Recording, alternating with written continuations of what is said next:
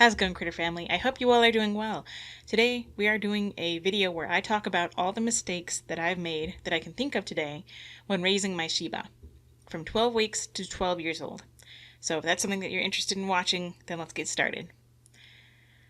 So this is my little man right here, when he was about, I believe this was 8 or 9 weeks. I think he was 9 weeks old in this picture.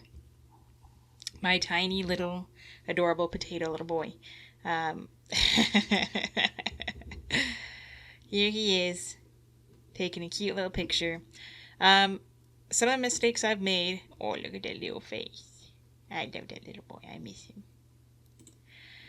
A lot of the mistakes I've made were in his younger days, and even all the way up to his older days, I did make some mistakes then as well. So one of the main mistakes that I made was, unfortunately, the breeder that I got him from. As somebody, I believe Vance Lemons on the channel pointed out that, yeah, mistakes were made to grow from. So you don't necessarily have to, want to go back and change anything in the past because you learned and you grew from them. And I totally agree with that. I think that's a great point to make.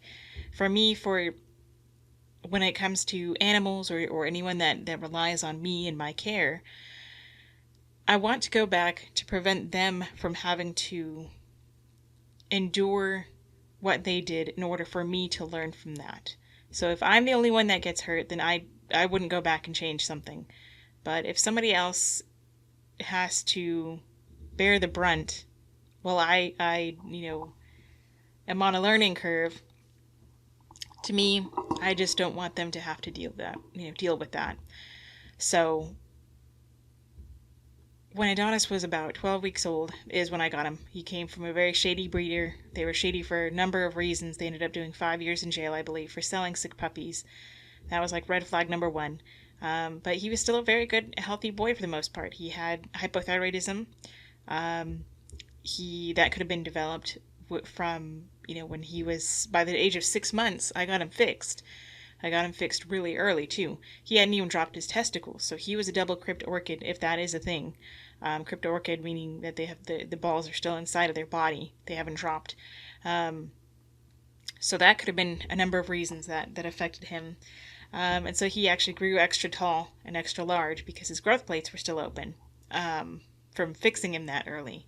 That was one mistake I made that, not the end of the world, but I would like to allow an animal to at least grow for at least a full year before, and get the hormones, make sure that all the hormones that they're producing are going towards, a normal, healthy body. But one of the main mistakes, I won't necessarily consider that a huge mistake, but another mistake was when he was young and I started off by crate training him. I had done all the research on the breed. I had done, so much research on positive reinforcement and this and that, and I heard all this and all that, all this free information on the internet, and I knew I wanted to use positive reinforcement with him. I didn't want this cute little face to be terrified, from using a prong collar or any of that nonsense. But when it came to crate training and putting into practice the positive reinforcement, you only get so far without any helping hand. So with him, when it came to crate training, I just put him in there. I closed the door. And after a couple of minutes, he started crying. And I tried a number of things. I put a blanket over him. I tried to soothe him. I tried to coo to him. After a while, then, I would inevitably take him out. And that's not the problem that I have a problem with. The issue is that when it came to bedtime and I just said, okay, I'm going to put him in there. I'm going to let him cry it out. That's the mistake I feel I made, was I put him in there, closed the door, and he cried and cried and cried and screamed and howled and chewed on the bars in frustration and possibly fear and anger and so many emotions. And he would scream for 3 hours straight, and I would get angry, and I would tell him quiet. I would yell at him, be quiet, settle, go to bed. I would leave the room. for a period of time. So now he's alone trapped in this cage. I bought him a nice cage. So there's a saying in the horse world that, fine stables and expensive hay aren't love for horses. You may get the fanciest, most expensive crate and bed and food, but that doesn't necessarily mean it's love for your dog, because you can still cage them up. Now, I'm not saying that being in a crate or crate training, when you do it appropriately and properly, I'm not saying crate training is a bad thing. It's not for me. With my next dog, I'll teach them to be comfortable in a crate, but I won't necessarily crate them at night. It'll be an option for them. I'll have one for them if they want to go sleep in one, but I'm not going to, I'll condition them to that, but I'm not going to force that. I'm not going to push the issue. So with Adonis, he was frustrated, and after about 3 hours, finally, I just let him out. And honestly, you might think that's the mistake, but that was the best thing I ever did. I let him out. He slept in the bed with me from then on. And over time, I reconditioned him to be comfortable in a crate. He never slept in one. He never spent time in one, but he was comfortable in there, being in there for a period of time. And if he chose to, then he could go in there. I had a soft-sided crate always available for him, and he would sleep in there, sometimes, but I didn't ever push the issue. So moving on. Another mistake I made was I didn't properly socialize him. I didn't socialize Adonis the way I should have, or the way I would have liked to. I didn't socialize him to other dogs, or even other sights and sounds and smells the way I've learned to do now. He had a couple of dogs that he was friendly with, but he developed more reactivity over the years, because especially when he was very young, because I never taught, I never took the time to teach him to be social. One incident we had was when we had a family member who brought their dog over for him to meet. And, in Adonis's mind, it was his territory, and in the other dog's mind, it was their territory. It was a little Yorkshire Terrier that was about 2 or 3, at least 2. So, at least a year and a half on Adonis. They were 2 years old, fully grown. Adonis was little, 4 or 5, maybe 6-month old, little potato. And he was just there minding his business. And this little Yorkie, I had a family member holding them, and the Yorkie named Lily was barking, going crazy, as she always does when she sees other dogs. So then this family member proceeds to put the barking, overstimulated dog down, and Lily runs straight up to Adonis in his face, barking. After about 15 minutes of that, Adonis is walking away. He's totally ignoring her. He's just sniffing the ground. He's trying to give her calming signals. After 15 seconds of that, he goes and he grabs her by the throat, throws her over, and pins her on her back, holding her in place. There was no shaking. There was no bloodshed. There was no missing hair. There was no nothing. He just held her on her back, and she was squealing. And I yelled and screamed and separated them, and that was that. She, to this day, well, if she still saw him, she was afraid of him ever since then. I'm not laughing at the fact that she was afraid of him, but he was the only dog that ever put her in her place. Now, did he need to do it that way? No. Would I do it differently? Absolutely. But what followed was, I took him, I said he was a bad boy. I corrected him verbally. I verbally yelled at him. I put him in his crate. I locked the crate up, and as he cried, I told him, no, quiet, bad boy, bad dog. And he had done nothing wrong. The humans there had failed him. Humans, not just one. I failed him. The other party failed him, whether they believed it or not. We failed both of our dogs that day. We put our dogs in danger of each other unnecessarily. Now, Adonis had never had any intent of harming her. He just said, dude, I've had enough. Knock it off. Did he ever do that to another dog? No, he didn't. Did he ever need to do it in the first place? No. If I would have done it differently, I would have had both dogs on neutral territory, both dogs on leash. I wouldn't have just let them go. I would have watched the body language. We would have slowly introduced each other. Maybe we would have gone for a walk together first. I would get to know the personality of the other dog. And if I didn't feel it was right, then we wouldn't do it on this one day. We don't need to do it in one day. It's a process, not an event. You're not going to get it done in 15 minutes or an hour. So to this day, that family member still reminds me and says, it, quote unquote, when Adonis tried, attacked Lily or tried to kill Lily or whatnot, he had no intentions of killing. And you know what? He's dead now, so I guess you win. He's up, if you can see him behind me, up on a shelf with little Hermes on top of him. So that was another mistake I made. We learned from it, but Adonis also learned from it, and Adonis is the one that had to endure that. This picture reminds me of the fact that I never got him reliable off-leash, but we didn't need to. We used a long line everywhere we went. But along with him being young, he became very reactive. He would be reactive to other dogs, barking at them through the fence, fighting with them through the fence. He would pull like no other. And I went to a trainer at this time when he was 6 months old. We went to a trainer, and they were called the Acoma Dog Training School in Albuquerque, New Mexico. That's where I'm from originally. And these trainers are full-on compulsion trainers. They are yank and crank. They have the attitude of Joel, I don't care. But they use prong collars and choke chains, and they like electricity, and they stare a dog in the eyes who wants to bite them, and they know it, who has a basket muzzle on. They say, oh, he wants to bite me so bad. His pupils are so dilated. They taunt dogs. They like scat mats, which are static mats, electric mats you put on couches.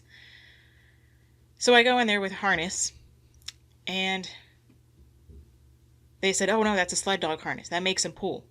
It was required for that class that you buy a leather leash, which at the time cost me, I think, $55, because you have good grip with a leather leash. And they gave me, I had to buy a choke chain. They didn't even give it to me. It was required that you have one of those and a choke chain. I came in with a cloth martingale. They said, no, that's not going to work. You need a choke chain. So they called it a slip chain. So it was a 6-week course. After about 3 weeks, one of the trainers tried to get Adonis to do something, or he kept pulling and he kept being reactive. Go figure. It was a class of like 30 dogs in this one, maybe not 30 dogs, that's a lot, but like probably, I don't know, 15 or 16 dogs in one room, one training room. And the choke chain didn't work, so we upgraded to a prong collar. And the trainer couldn't even get him to sit with the prong collar. She would pop and he would redirect on her, so she put a muzzle on him, acting like he's aggressive. And this whole time I'm thinking, this isn't right, but I'm doing it. And these trainers would teach your dog to side submit by having them sit, and then you put your foot next to them wherever they're sitting, and then you push them over your foot. I mean, they were just nasty people. I mean, they seemed nice to humans, but they were horrible to dogs. So, and they called him a Shiba Inu. They didn't know how to say Shiba Inu.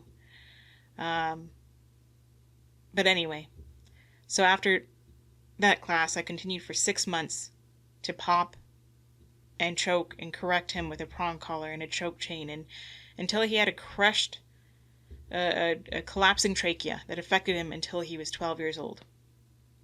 In this photo here, he's probably 9 or 10, probably 9. But I would pop him on this prong collar when he would be reactive to other dogs behind a fence in our neighborhood, and he would yelp and he would cry, and I would pop him because he didn't stop pulling, because he would redirect on me, and we got into a fight. And I would never, ever do that now. What saved us was a PetSmart trainer. I believe her name was Sarah, if I remember correctly, and her German Shepherd was named Jessica. And I came to them one day.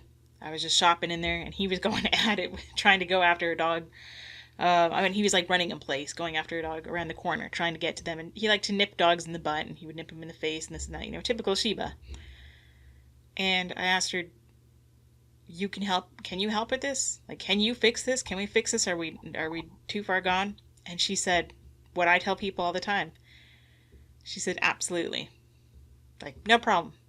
Because when I hear people who come to me with easy, I mean, it's easy to me now that I know, now that I'm educated, now that I have experience in it. She said, "Yeah, absolutely." And people will say, "You can fix this?" And I say, "Absolutely. It's super easy. It takes time and understanding." So we went through all the courses at PetSmart. We went through the basic obedience, the novice. We went through intermediate. We went through advanced. We went through beyond that. They ran out of stuff to teach us. And so I just kept him in classes just to keep him busy and keep me busy. And we're working towards our CGC, which is Canine Good Citizen. We never ended up getting tested for it or anything. But that saved us. And that is what inspired me to be a dog trainer. This little man right here. I owe my career to him. I owe my life to him. Without him, I would not be here today. He absolutely saved my life. That's why I owe everything to him. And my family, of course. Another mistake I made with him is trying to force him to be something that he wasn't. Believing that he was something else. That I am privileged and had the right to have something else, anything other than what he was. And he was the best dog I ever could have asked for. He became my demo dog in training. I would use him to desensitize other dogs, and rehabilitate other dogs. And I mean, he would make me laugh. He knew when I was upset. He was a great dog. And not a day goes by that I don't miss him.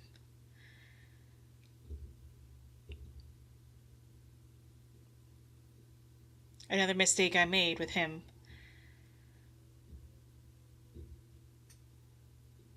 was that I didn't respect him or his wishes. I tried to bring home another dog. I'd been gone all day. I come home. He just wants to see me. He just wants to see Mom. He's been home alone. I take him out, and we're going to meet a new puppy that I brought home. I've been planning for this for a long time, but I can't communicate that to him. I'm sure there's other ways I can go about it. But I just brought this puppy in, and he went after the puppy, and I went after him. Even at 10 years old, I still made mistakes. I yelled at him, I screamed at him, just like what happened with him and Lily when he was about 6 months old. Because I selfishly wanted another dog. I didn't think about what he wanted. A lot of people might say, "Oh, well, who cares what he wants?" I do. I cared what he wanted.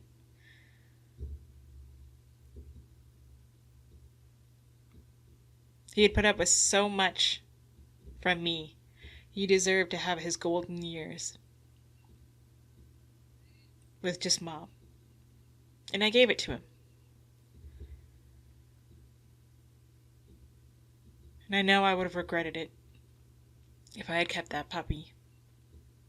Because he would have gone on the back burner, and it would have been my biggest mistake, my biggest regret. I'm grateful eternally for him being so honest and telling me this is not going to work.